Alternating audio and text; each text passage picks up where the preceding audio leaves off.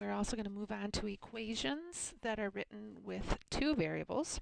But before we get into those equations, we're going to talk about something that's called slope. Equations with two variables are graphed on a coordinate plane, much like the two coordinate planes that I have on the screen right now. And when we look at these lines, we like to be able to describe how fast a graph rises or how fast a graph falls. And when we do that, we're calculating what's called the slope, the steepness. It's referred to as rise over run. And what we want to do is just find the distance that it takes for a graph to rise from one point to the next. So I have a red point and a green point on the graph on the left. And in order for me to get from the red point to the green point, I have to rise a total number of 3 units.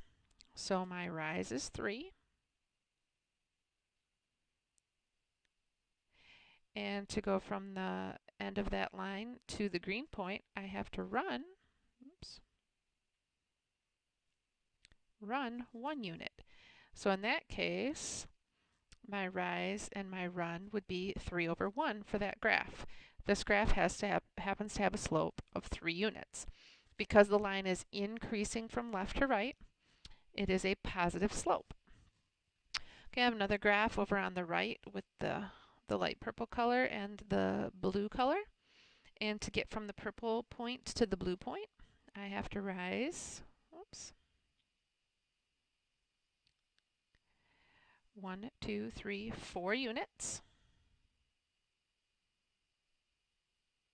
And in this case, I'm counting each big square as 1 unit. It made it easier to do the drawing with a little bit bigger spaces. And to get from the place where I stopped, and I knew to stop here because I'm in line with the blue point. I don't want to go any higher because I won't run into that blue point. I will eventually run into the line, but I don't know necessarily where that line is located at. So because of the points that I have filled in, I want to make sure that I'm concentrating only on those points. Now to get from the end of my purple line over to my blue point, I need to count how far that is. 1, 2, 3 units to the right. So I run 3 units right, and my slope is 4 over 3. If you notice, 4 over 3 is equivalent to 1 1/3, even though we would not write a slope as a mixed number. I want you to know that that's what it's equivalent to. And if you compare the slope of this line, which is 3, to the slope of this line, which is 4/3 or 1 1/3, 3 is larger than 1 1/3. And if you notice, the slope of this line is much steeper.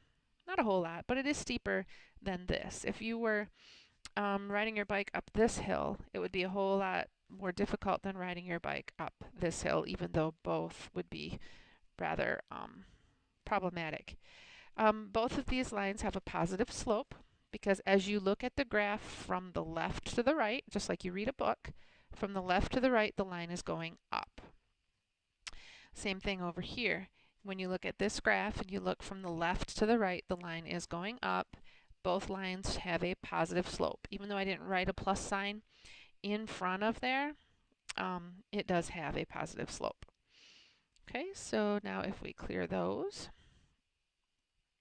and draw some new axes.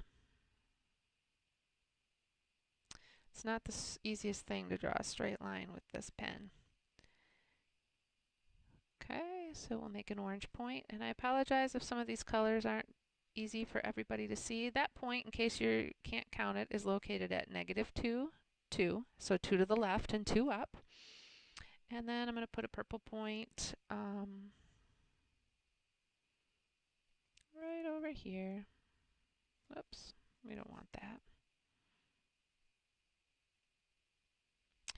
And that point is located at 2 to the right and 2 down. And then the line that connects them, this is even harder to draw because it's not right on the green lines. It's going to look something like that. Not the greatest, but I think we'll be able to count from point to point. And again, we're finding slope, which is going to be the rise over the run. Rise meaning how many do I go up or down? the run, meaning how many do I go left or right.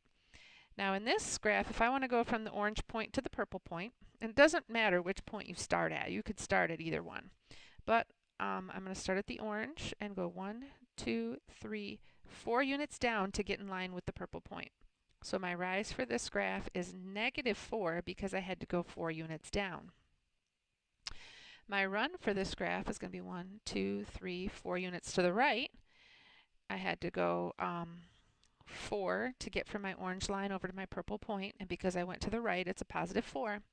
But overall, if I reduce this, because I do want to work with numbers that are as small as possible, my slope would be a -1, or you can write it as -1 over +1, but in most equations you would just see it as a -1 and maybe just a negative sign. We'll get to writing the equations in a later video. Now what that tells me, if I wanted to go from, let's say, my orange point to another point on this graph, I could do that. We'll put that one in green. And all I have to do is go down 1, right 1, and I ran into another point on my graph. Down 1, right 1, down 1, right 1, down 1, right 1. The reason I went down 4 and right 4 the first time is because those were the 2 points that I had labeled originally. Now, unlike the 2 previous graphs, this line is going down from left to right. If you notice, on the left-hand side it starts higher and ends lower. This graph, I could have told you from the beginning, has a negative slope. And it did end up being negative. As you can see, I had a -1. Okay. Another graph. Whoops.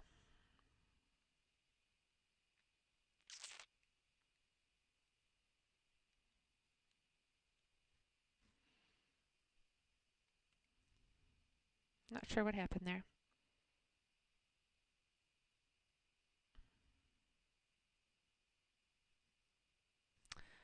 Okay, so I'm going to make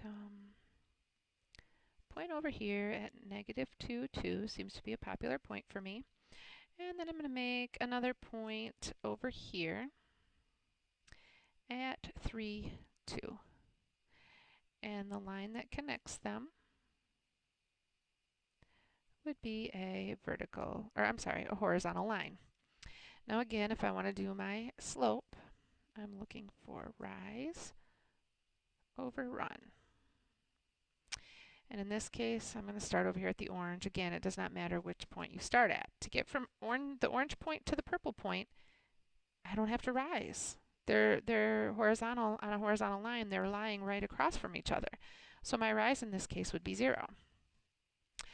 To get from the purple point, or the orange point to the purple point, I have to run 1, 2, 3, 4, 5 units.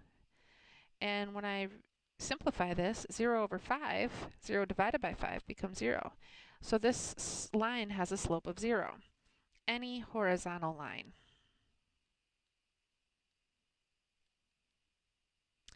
is going to have a slope of 0. Whoops. No eraser here. So it doesn't matter if your horizontal line is above the x-axis, if your horizontal line is below the x-axis. It does not make a difference. If it's a horizontal line, its slope will be 0. Now you can maybe guess already what kind of line I'm going to do next. I wish I could do a straight one. Okay, so the next one, I'm going to put a point right here at 1, 2. And I'm going to put an orange point at 1, -2. And connect those. This is a vertical line. If I find the rise of this point, to go from the red to the orange, I rise 1, 2, 3, 4, -4. Since I went down, it has to be negative. And I run, well, they're in line with each other vertically going up and down, so I don't have to run in any direction to be able to get to the orange point. So my run is 0. Now, if you were to go to your calculators and type in -4 divided by 0, and you may even want to try it, depending upon what calculator you're using, you might get a message that looks like this, or error. on the graphic calculators, it will actually tell you that it can't divide by 0.